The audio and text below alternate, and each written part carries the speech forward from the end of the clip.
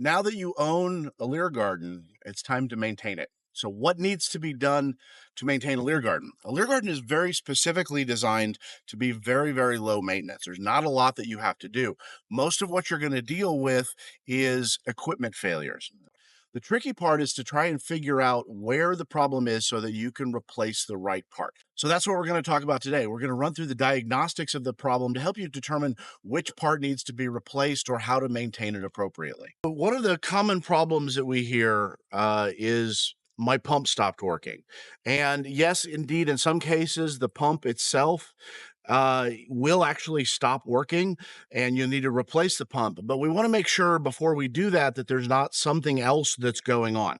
So I wanted to show you the assembly that we have here. So we have power that's coming from an electrical outlet. If at all possible, that electrical outlet has a GFCI on it. And so the power comes from the outlet to this splitter into a timer, and then the timer runs the pump. So any of those pieces could have gone wrong. So first thing to check often is if you have a GFCI on your outlet, check that. If it's switched, just switch it back on, hit the reset button. The other thing that you could also check is whether or not you have a flipped breaker switch in your electrical box. Coming to here, we've got the power cord that runs into this. This also has a GFCI, so you just hit that button there to make sure that's working. And the best way to check that is just take something else, even a hairdryer, and plug it in here and see if you have electrical flow all the way to the outlet. On the timer itself, it has a button that says on, auto, off. It's just a toggle switch, and where it's currently at is on the screen here. So you want to basically just hit that until it gets to on and see if that turns your pump on. If not, again, plug something into this and make sure that it's not this timer here. Then if that isn't it, then you can go ahead and determine that it is actually the pump. One of the things that I like to do actually is I'll take the pump. If I know my outlet's working, I'll unplug the pump from the timer, plug it directly into the outlet, and that'll help me see if it is in fact the pump. You want to check and see if your timer is working.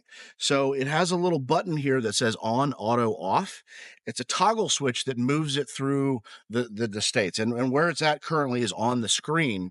So it'll typically be in the auto position, and you want to always leave it in the auto position, but hit it a couple times until it goes to on. If the pump doesn't turn on, then that might be a pump problem, but you also can take whatever it was that you plugged into the outlet to check it and plug it into the timer to see if the timer is itself working.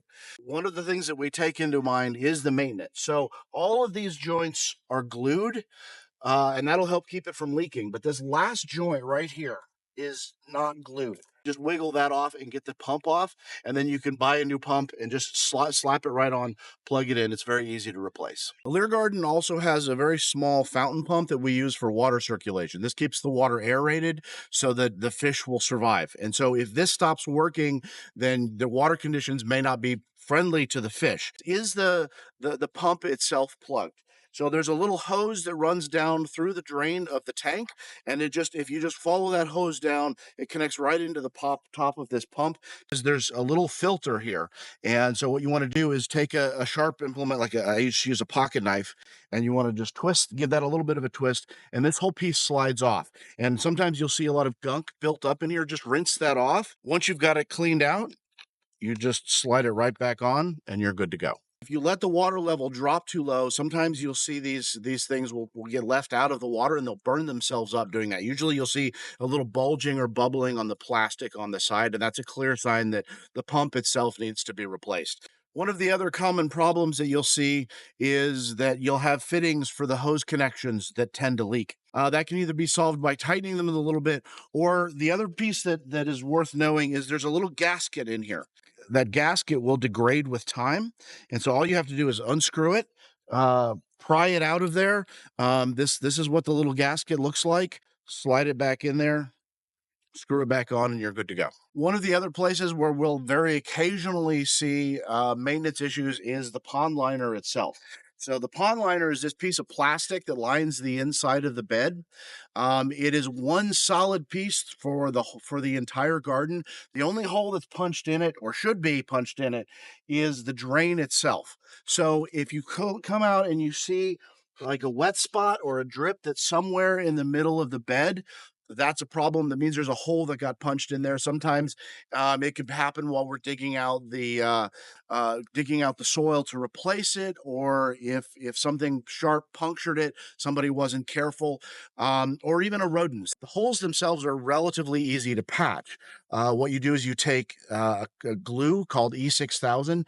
You clean the spot really, really well. Make sure that it's very dry. Hit it with a little bit of sandpaper. You want another scrap of pond liner, and you hit that with sandpaper as well. And then glue it together with the E6000. Give it about 24 hours to dry, and then you're good to go.